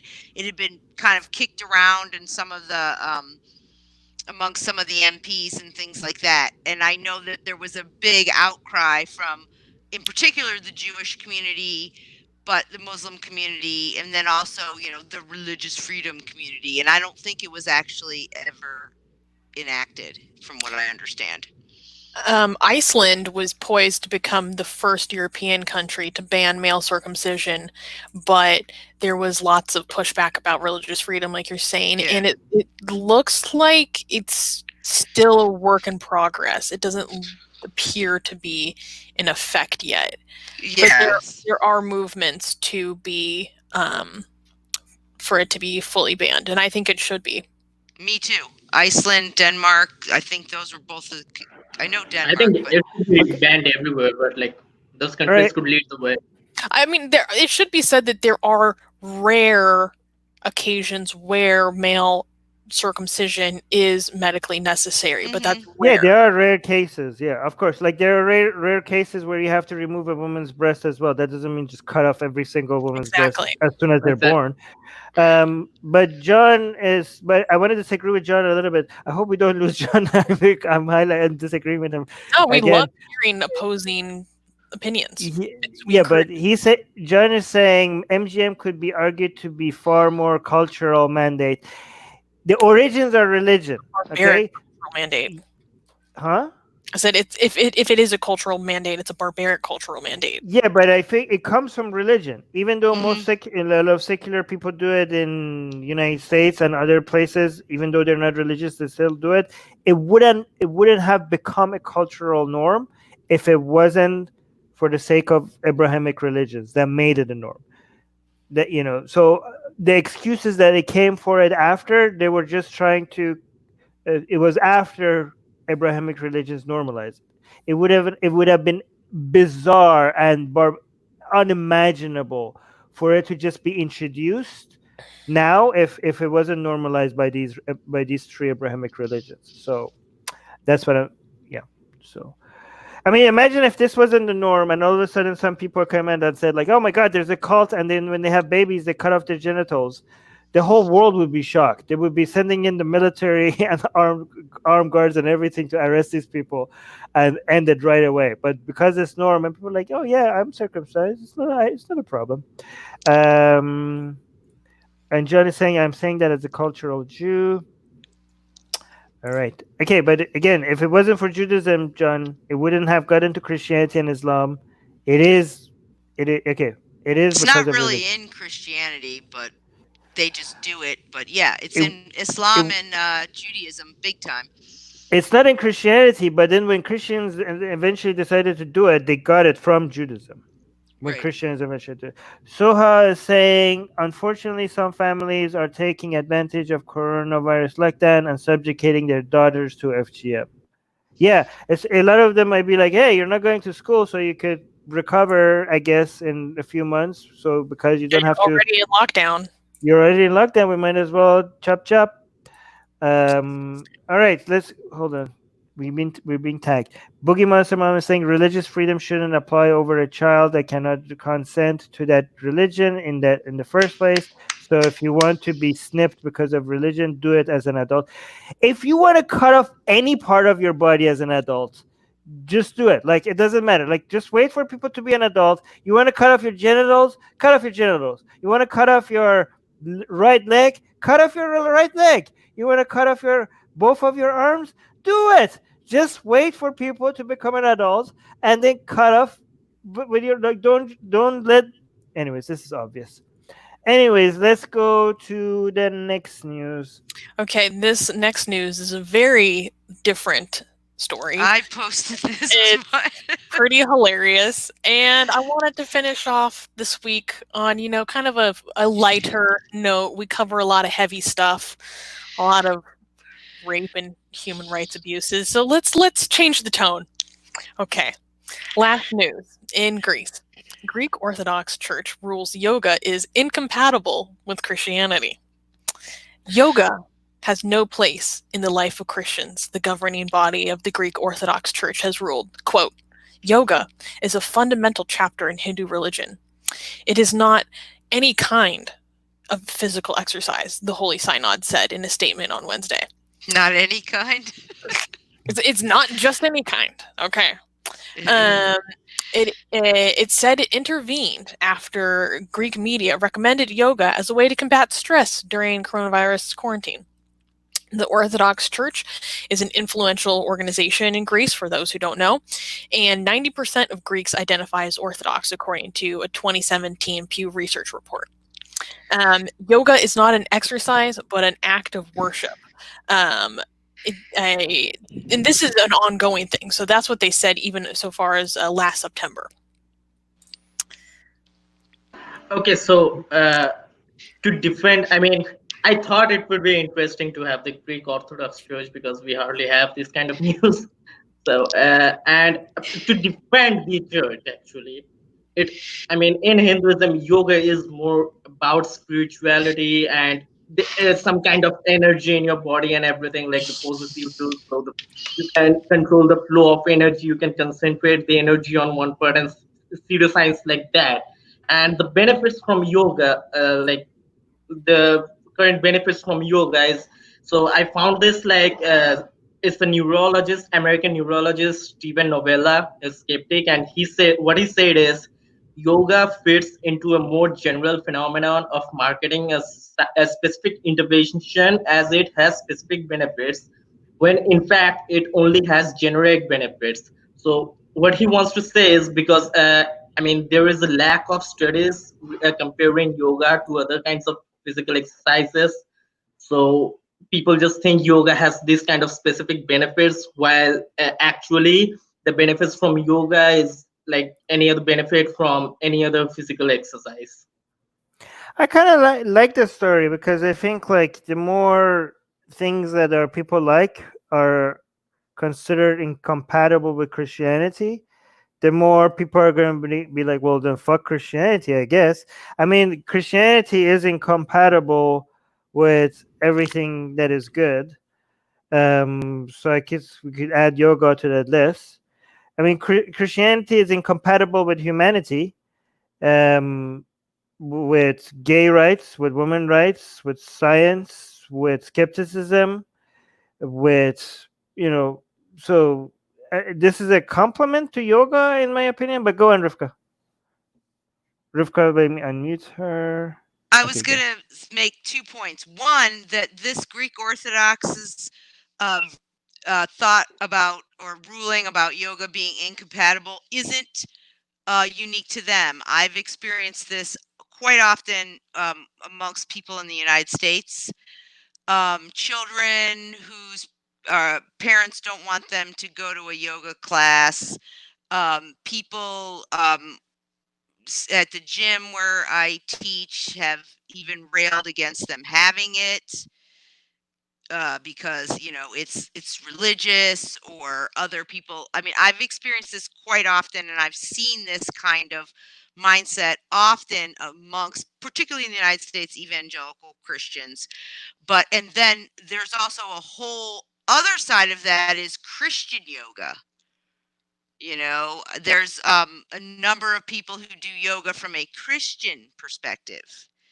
I've ran into them. And then as a yoga instructor, I think the thing about yoga, Shubham, is more of the philosophy, the idea of, you know, quieting the mind. You know, how do you do that? You go from the gross, the body, to the subtle, the mind. You do that through the postures. It's just a mindfulness practice. So this imagination that a lot of Americans, particularly, or other people in the fitness community have, that somehow it's this miracle for everything, is also not true. You know, so I just But- kind of interesting how everybody wants it to be whatever they think it is, good or bad, in a lot of ways. yeah, the yoga is so many different things to so many different people. And some of it is kind of cultish, woo-woo stuff. Oh Yes, yeah, for Yeah. sure, I wanted to for sure. I wanted to mention like yoga has developed throughout the years, like throughout the.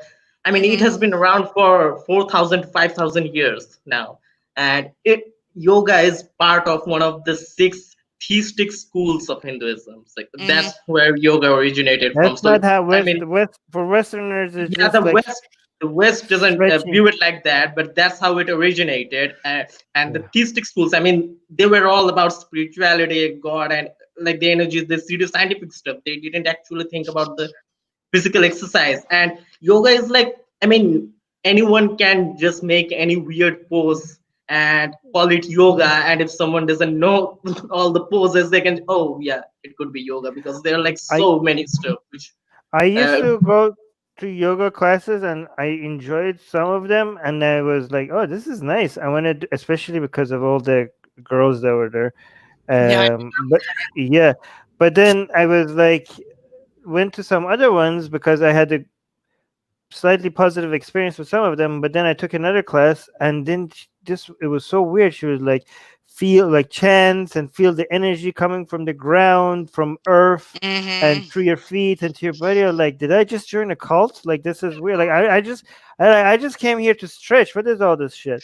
But it felt like especially as an atheist, anti-religious activist, doing all those things feel like very cringy and awkward to me. So I was like, yep, not Well, this one.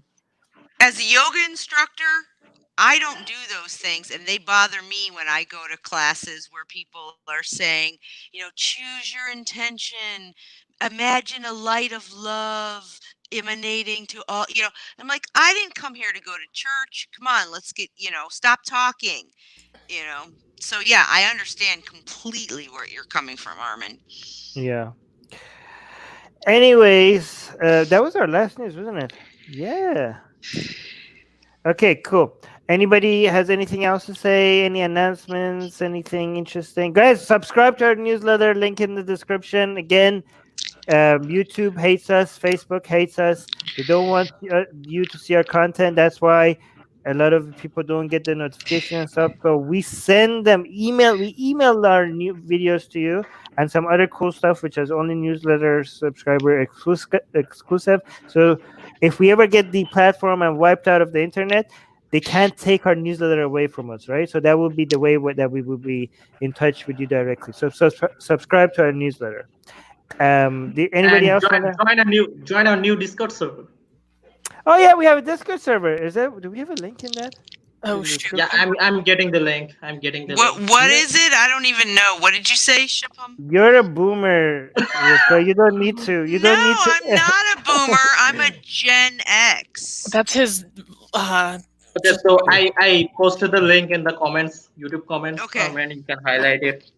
Okay, wait. I'm gonna add this to the description of our videos going forward as well.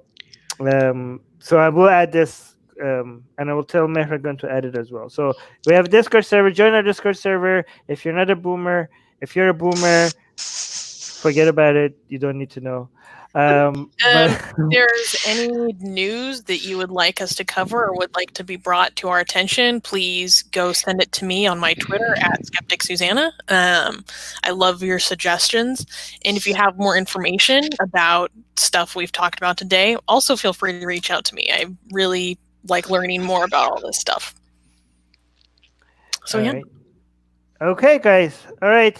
See you again next week. Yeah. Bye. Bye. Don't forget to sim for all of us equally in the comment section. Equally, not just Susanna. Bye. Oh my god.